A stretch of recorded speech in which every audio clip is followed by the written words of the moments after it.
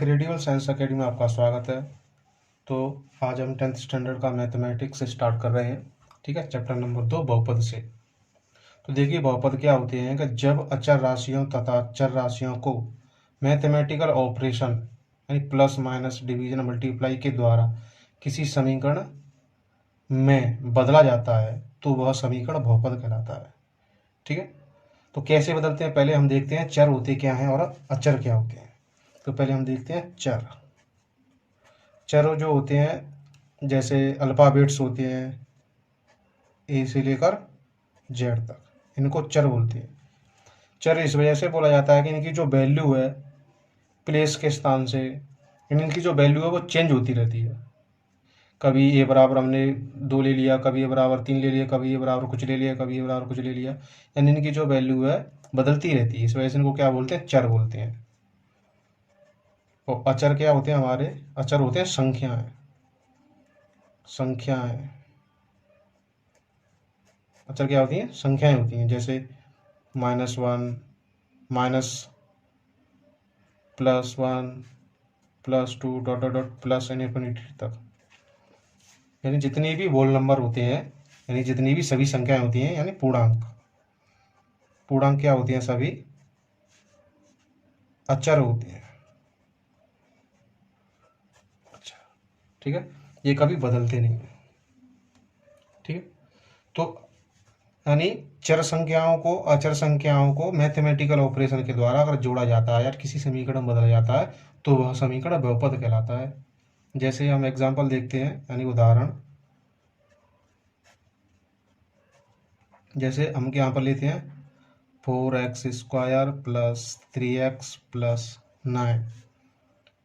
ठीक है, तो यहाँ पर क्या है, ये बहुपद है क्योंकि इसमें चर भी है, अचर भी है और मैथमेटिकल ऑपरेशन भी है।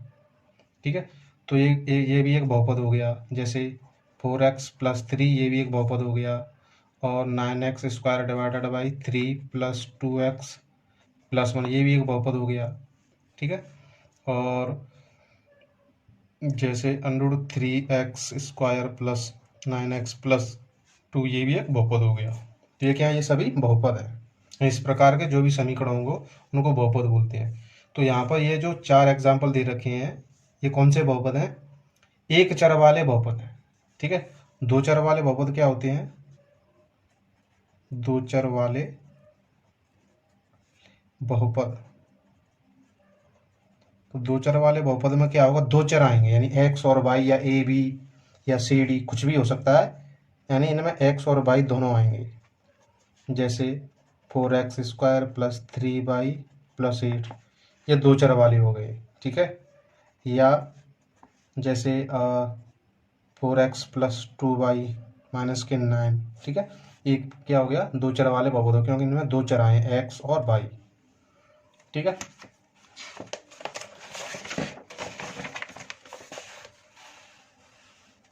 अब देखते हैं इनके प्रकार। क्या देखते हैं, बहुपदों के प्रकार।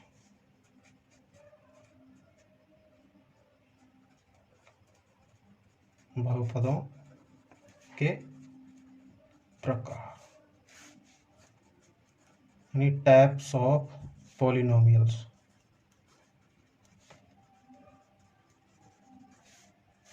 टाइप्स ऑफ पॉलिनोमियल्स, इनको मैंने 2 पार्ट में डिवाइड किया है। ठीक है, इनको किया 2 पार्ट में डिवाइड किया है। तो हमारा क्या हो गया, 2 पार्ट बनाते हैं हम। ठीक है, तो एक को करते हैं हम घात के आधार पर, घात के आधार पर,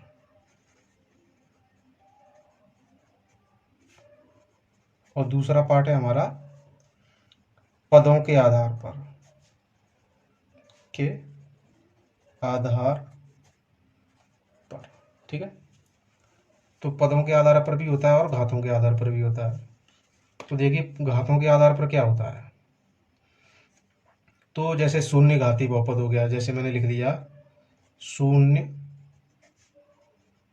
घाती बहुपद।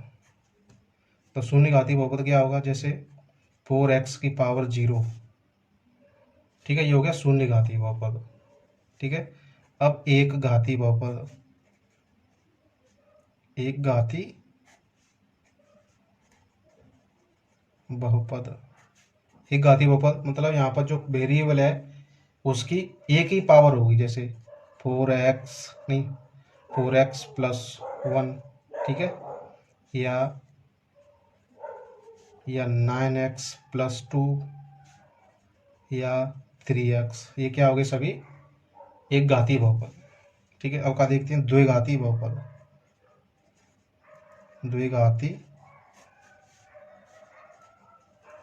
बहुपद, द्विघाती बहुपद क्या क्या होंगे, जो जिन्हें हम क्वाड्रेटिक इक्वेशन बोलते हैं, द्विघाती समीकरण बोलते हैं, उनको क्या बोलते हैं हम द्विघाती बहुपद बोलते हैं।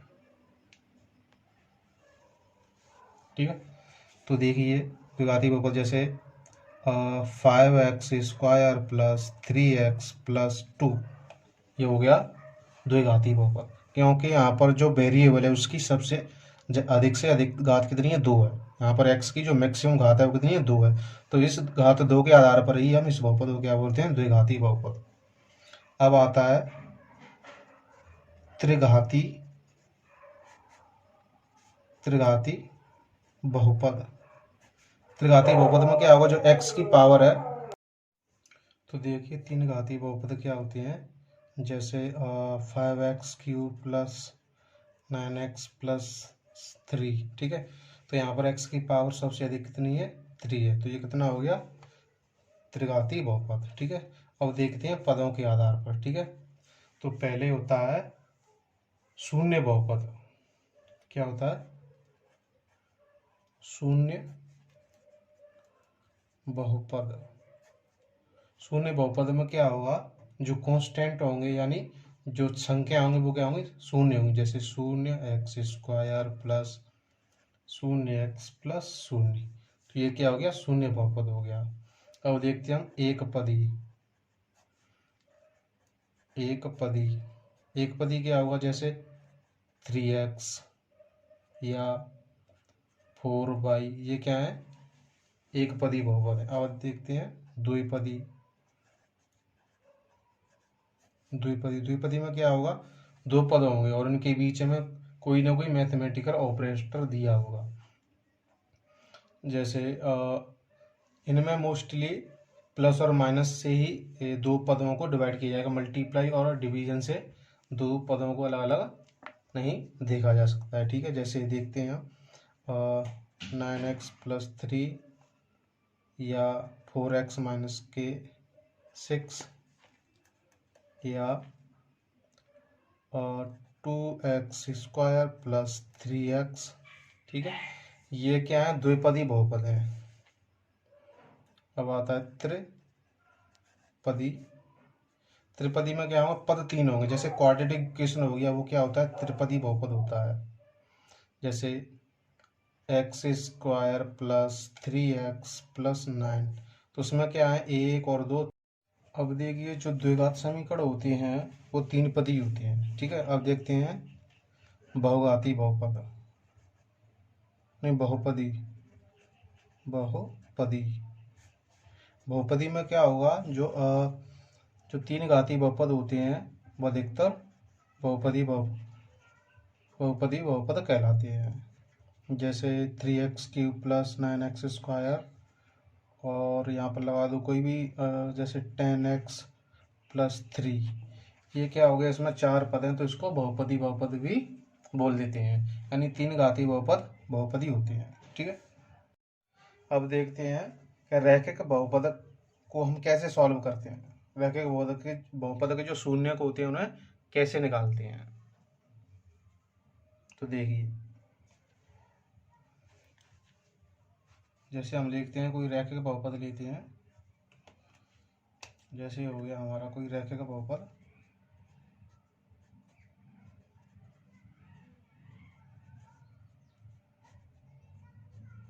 रैखिक बहुपद, रैखिक मतलब लीनियर पॉलिनोमियल्स को हम रैखिक बहुपद बोलते हैं।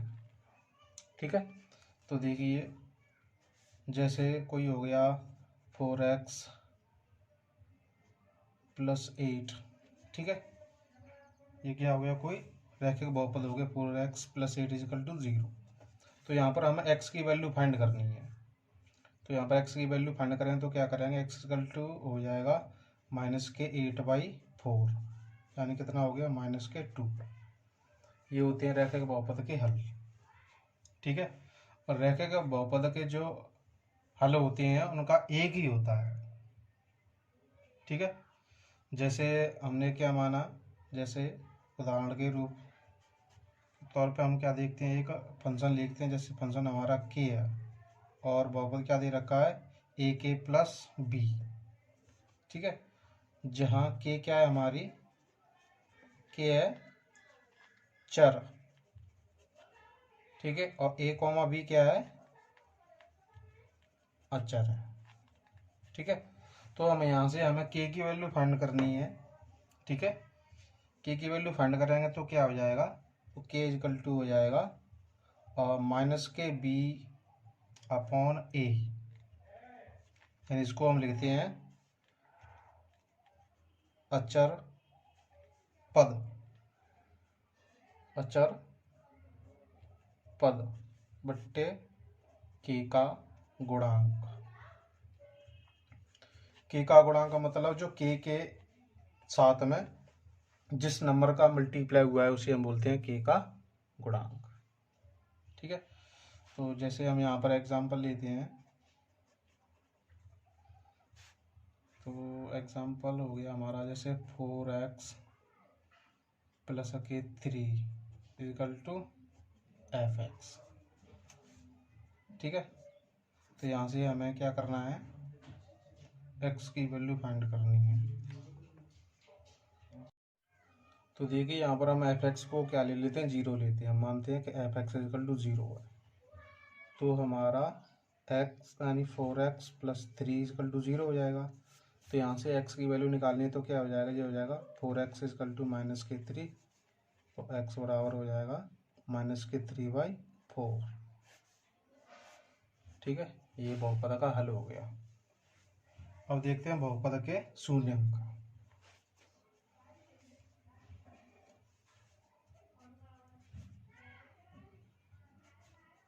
एक चर वाले बहुपद के शून्यक का ज्यामितीय हल। ठीक है, ज्यामितीय हल मतलब हो गया कि geometrical meaning of zeros of the polynomials. Geometrical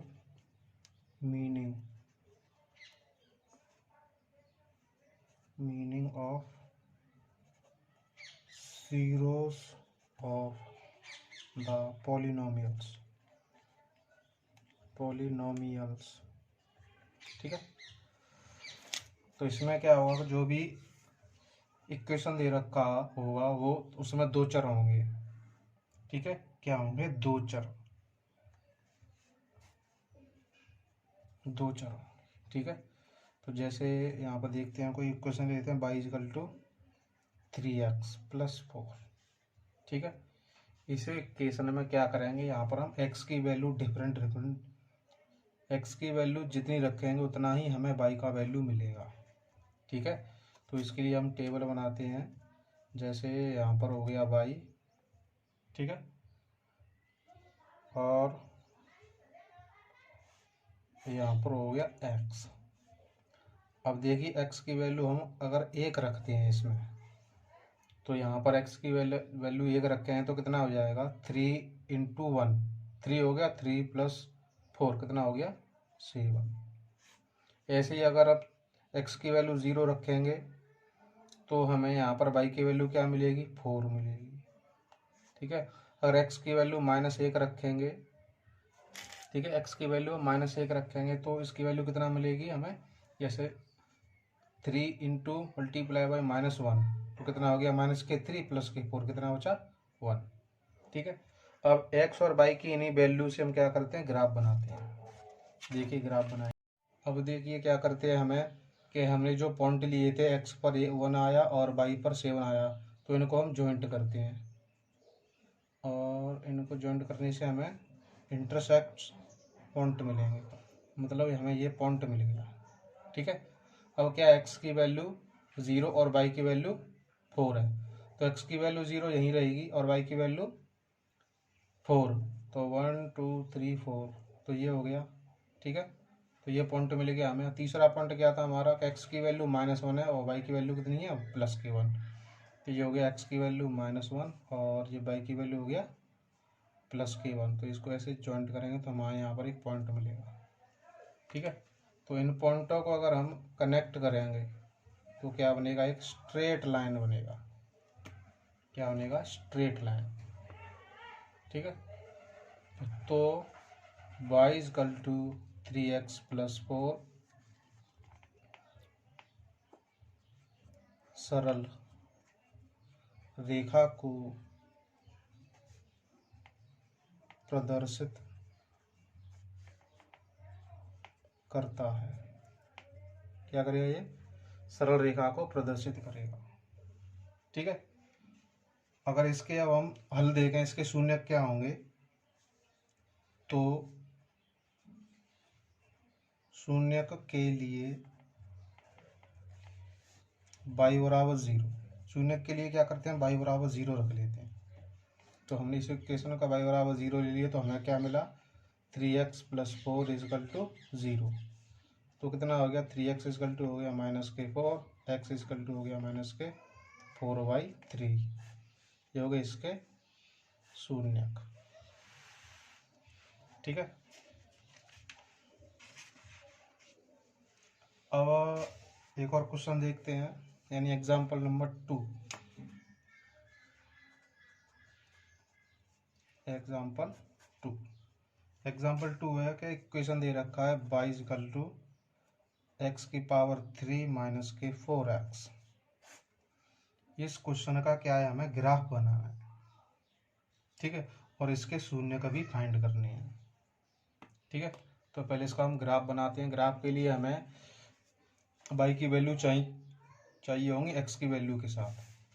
ठीक है, तो देखिए इसको हम पहले सॉल्व करते हैं। ठीक है, तो यदि x इजकल टू -1, यदि हम क्या करते हैं, x की वैल्यू -1 लेते हैं तो y की वैल्यू हमें कितनी प्राप्त होगी, तो हम वो ज्ञात करते हैं। तो y इजकल टू हो जाएगा -1 का क्यूब -k4 इंटू -1। ठीक है, तो ये कितना हो गया, तो देखिए ये हो गया, तो माइनस की पावर का क्यू करते हैं तो -1 ही प्राप्त होगा हमें, और ये कितना हो गया, माइनस इंटू माइनस +4, तो कितना मिला हमें, 3 वैल्यू मिली। और यदि हम x बराबर 0 रखते हैं तो y बराबर हमें कितना प्राप्त होगा, x की वैल्यू 0 रखेंगे तो मतलब 0 का क्यूब -4 इंटू 0, तो कितना मिलेगा हमें, 0 मिलेगा, क्योंकि दोनों पदों में x का मल्टीप्लाई हो रहा है। तो x की वैल्यू अगर 0 हो जाएगी तो दोनों जो पद हैं, दोनों टर्म है वो क्या हो जाएंगे, शून्य हो जाएंगे। 0 - 0 मतलब 0। अब क्या देखते हैं हम, यदि x बराबर कितना लेते हैं, +1 लेते हैं। ठीक है, तो y बराबर हमें कितना मिलेगा, तो y बराबर देखिए, तो x का क्यूब प्लस ही रहेगा -k4 इंटू 1, तो 1 - k4 कितना मिला हमें, -3। ठीक है, तो वैल्यू हमें क्या मिलेगी, x बराबर -1 पर हमें y बराबर कितना मिला, 3, और x बराबर 0 पर हमें y बराबर कितना मिला, 0। ठीक है, और x बराबर 1 पर हमें y बराबर कितना मिला, -3। ठीक है, अब हम क्या करते हैं, ग्राफ बनाते हैं। ग्राफ देखिए,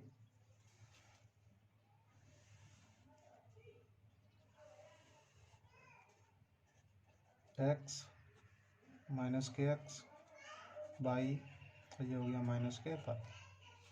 ठीक है, अब पहले x बराबर -1 और y बराबर 3, तो ये हो गया x बराबर -1 और y बराबर कितना है, 3, तो 1 2 3, ये हो गया 3। ठीक है, तो इनकी वैल्यू अगर हम यहाँ पे आएगी।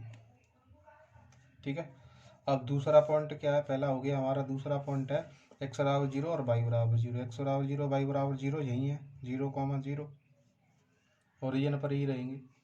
अब दूसरा पॉइंट है हमारा कि x बराबर 1 और y बराबर -3, तो x बराबर 1 यहाँ पे आ गया और y बराबर -3, तो ये 1 और ये 2 और ये 3, ये हो गया -3।